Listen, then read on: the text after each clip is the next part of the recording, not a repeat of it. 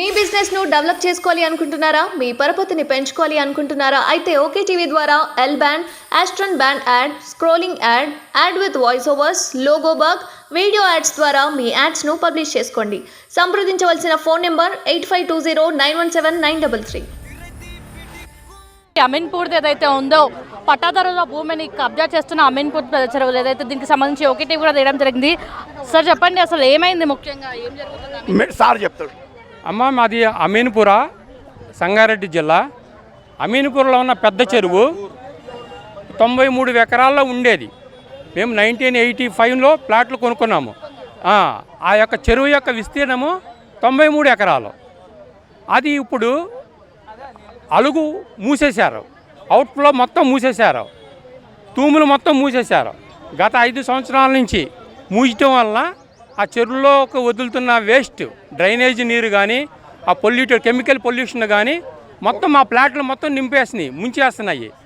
అది 93 ఎకరాల చెరువు వల్ల ఇప్పుడు 500 ఎకరాల్లో విస్తీర్ణ చెందింది. 500 ఎకరాల్లో నీరు వచ్చేసింది. ఆ నీరు కూడా పొల్యూటెడ్ వాటర్ అది. సో దానివల్ల భూగర్భ జలాలు కాడ పొల్యూషన్ అయిపోతున్నాయి. మేము బోర్ వేసుకుంటే బోర్ నీళ్ళు కాడ స్మెల్ వస్తున్నాయి.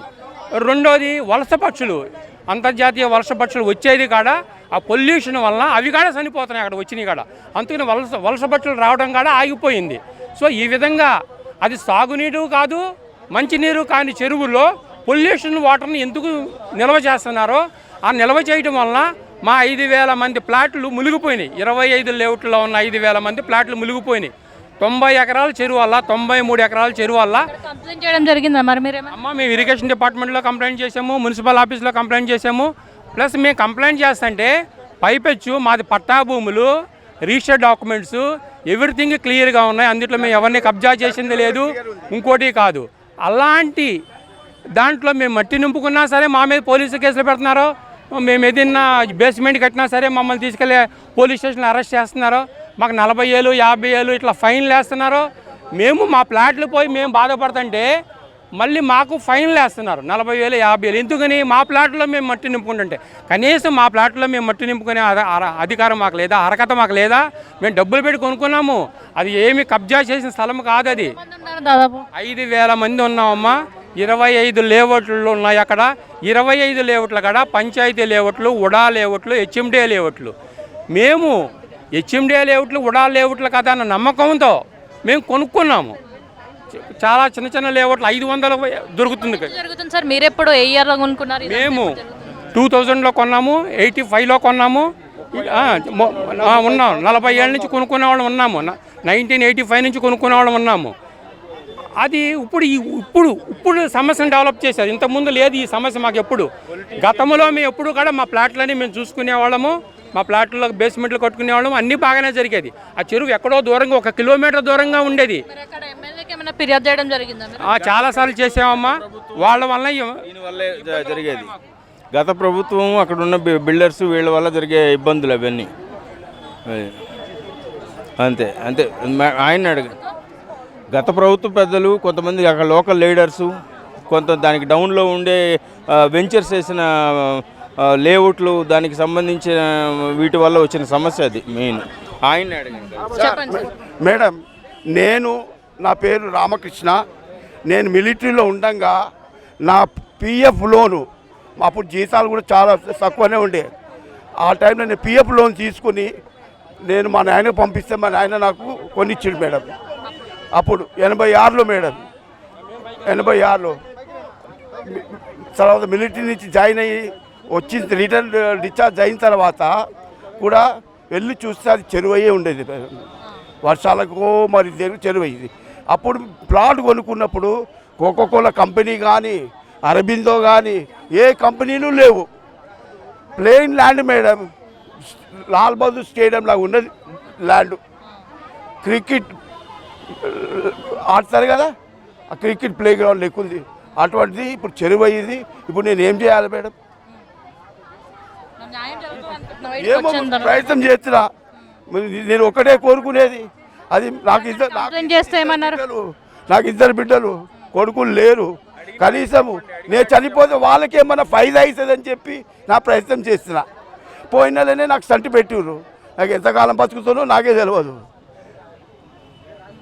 చెప్పండి మీరు, మాకు న్యాయం జరగాలి కదా. ఒక్కటే నేను కోరుకునే. ఫిర్యాదు చేస్తే ఏమని చెప్పారు మీకు? ఆ? రెస్పాండ్ అయ్యారా? అక్కడ ఎవరు మేడం? వాళ్ళకి గిట్లా? ఎవరు రెస్పాండ్ అవుతలేరు మేడం. అంత గుండారాజు ఉంటే ఏం చేయగలుగుతాం? వాళ్ళు గుండాలను మెయింటైన్ చేస్తాం, మేము ఎక్కడికి పెట్టుకెళ్తాం?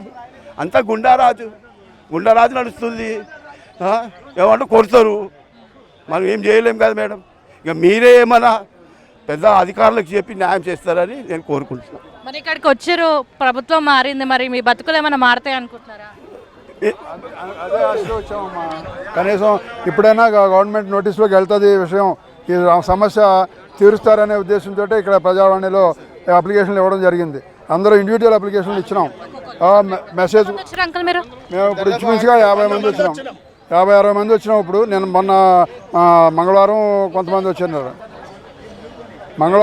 వచ్చినారు, నేను 2006లో కొన్నానమ్మా. నాది ఒకటే 200 గజాలు. అది కూడా ఇప్పుడు మునిగిపోతా ఉంది. చాలా ఎత్తున ఉంది. ఇంతమంది ఉన్నారు కదా, ఒకలాగా యూనిటీ అయ్యి గట్టిగా ఫైట్ చేయొచ్చు కదా. చేసినాము, అసోసియేషన్ ఉంది. 2 చెరువులు ఉన్నాయి, 2 తూములు ఉన్నాయి. యాక్చువల్లీ 10 సంవత్సరాల నుంచి ఎంతో పోరాటం చేస్తుంటే గత ప్రభుత్వం నిర్వాహకే మా జీవితాలు రోడ్డు మీద పడ్డాయి. గత ప్రభుత్వం మంచి చేస్తుంటే మీ ఇంతవరకు కోసం ఎవరైనా ఎక్కడైనా చరిత్రలో ఎక్కడైనా జనాలు వచ్చి చెరువులను కబ్జా పెడతారు, కానీ చెరువు జనాల ప్లాట్లను కబ్జా పెట్టి ఉందా? ఇది ఎంత విడ్డూరం ఇది. అంటే వాళ్ళు చేసిన వ్యవహారానికి మేము బలైపోతున్నాం. ఈ గవర్నమెంట్ అయినా రేవంత్ రెడ్డి గారి పుణ్యమైన మంచి స్టెప్ తీసుకొని ప్రజల సమస్యలు వింటూ ఈ పరిస్థితికి తీసుకొచ్చారు. కాబట్టి ఆయన మాకు ఈ సహాయం చేస్తే ఎంతోమంది ఆయన రుణపడి ఉంటాము. మేము 2007లో నేను కొన్నాను, 2007లో కొన్నాను. ఇంతవరకు మా చెరువులో అప్పుడు మా పిల్లలతో చక్కగా ఆడుకుంటాము. ఇల్లు కట్టుకునే సమయం లోపల పర్మిషన్స్ లేవని చెప్పేసి నాన్న యాతన పెట్టేశారు. తర్వాత లాక్డౌన్ సమయంలో వీళ్ళందరూ లోకల్ పీపుల్స్, బడా లీడర్లు అందరూ కలిసేసి దానికి ఎవరు పట్టించుకుని లేరని చెప్పేసి ఆ టైంలో తుమ్ములు మూసేశారు. ఇంకా అక్కడికి వెళ్ళి మొత్తం ఈ డ్రైనేజ్ వెంచర్ టైప్ ఉండేనా అప్పట్లో? వెంచర్లే అన్నీ. అక్కడికి సంబంధించిన వాళ్ళని ఏం అడగలేదు? అక్కడ సంబంధించిన అడగనుకుంటే బెదిరించడాలు, ఎవరు వస్తే ఎవరు కూడా కమ్యూనికేషన్ లేదు. ఈ కమ్యూనికేషన్ అనేది ఈ మధ్య మా గ్రూపులో అందరూ తెలుసుకొని ఇప్పుడు ఒక దాదాపు 400 మంది జమ అయ్యాం. ఈ సమస్య మాకు ఈ అవకాశం ఈ గవర్నమెంట్ రేవంత్ రెడ్డి గారు కల్పించారు కాబట్టి మేము రోడ్డు మీదకి వచ్చినాము. లేకపోతే గత ప్రభుత్వం ఎందుకు చెప్పినా బుట్ట దాగలేదు, చెప్పినోడికి వెనుకబడి హరాస్మెంట్ చేయడం, ఇలాంటి ప్రభుత్వం ఉంటే ఇంకెక్కడ వస్తారు? ఇప్పుడు మాకు ఈ స్వేచ్ఛ వచ్చింది కాబట్టి మేము ఇక్కడ వచ్చి చెప్పగలిగినాం. ఈ స్వేచ్ఛ మాకు ఇంతకుముందు ఉంటే మాకు చేసిన అప్పుడే చెప్పగలం. 10 సంవత్సరాలు తొక్కిపెట్టిన వాళ్ళను ఈ రోజున మేము స్ప్రింగ్లో బయటకు వచ్చాము. రేవంత్ రెడ్డి గారు పుణ్యం అంటే మా బాధను చెప్పుకోవడానికి అవకాశం వచ్చింది. దయచేసి రేవంత్ రెడ్డి గారికి మేము చేతులు ఎత్తి దండం పెడుతున్నాం. మాకు ఈ సమస్యను పరిస్థితి ఎల్లవేళ మీ ప్రభుత్వాన్ని మేము ఓట్లేసి జీవితకాలం మిమ్మల్ని కాపాడుకున్నాం మేము మనస్ఫూర్తిగా కోరుకుంటున్నాం. చూస్తే అన్ని పెద్ద ఏజ్ వాళ్ళే ఉన్నారు. మీరు ఒక విషయం మేమంతా ఒకప్పుడు మేము యంగ్స్టర్స్ ఉన్నప్పుడు రూపాయి కూడబెట్టి మా పిల్లల భవిష్యత్తుకి మాకు ఏదో అవుతుందని చెప్పేసి ఇది చేసాము. మేము అందరూ సీనియర్ సిటిజన్కి వచ్చిన తర్వాత మాకు ఇంతవరకు మేము లేకపోతే మా పిల్లలకి ఏమి ఇస్తాము? మేము వాళ్ళు సీరియస్ చేయడానికి చెప్పుకోవడానికి సిగ్గుచేటవుతుంది. ఎందుకంటే మేము కొన్నదానికి న్యాయంగా ఉన్నదానికి కూడా మాకు ధర్మంగా ఉన్నదానికి కూడా మాకు ఏం చెప్పకపోయారు. కాబట్టి ఈ గవర్నమెంట్ మా కష్టానికి మా వయస్సు కన్నా మా పిల్లల భవిష్యత్తు కన్నా గుర్తించి ఏమైనా సాయం చేయాలని కోరుకుంటున్నాం. లేకపోతే ఇవి చేయకపోతే మేము ఏం చేయలేము, అక్కడే చస్తాము. మా బంధువులు చెరువులను పెట్టేసేయండి. రైట్, వాళ్ళ ఆవేదన అయితే మనకు అర్థమవుతుందని చెప్పుకోవచ్చు. అమీన్పూర్ చెరువు లాగానే ఖైరతాబాద్లో పెద్ద చెరువు ట్యాంక్ బండ్ చెరువు. ఆ చెరువు కూడా బంద్ చేస్తే మీరు మొత్తం చెరువు కట్ట ఫుల్ నిండిపోతుంది. ఖైరతాబాద్ ఇండ్లన్నీ మునిగిపోతాయి. చుట్టుముట్టు తుమ్మల్ బస్తీ, చింతల్ బస్తీ, ఏసీ ఘాట్,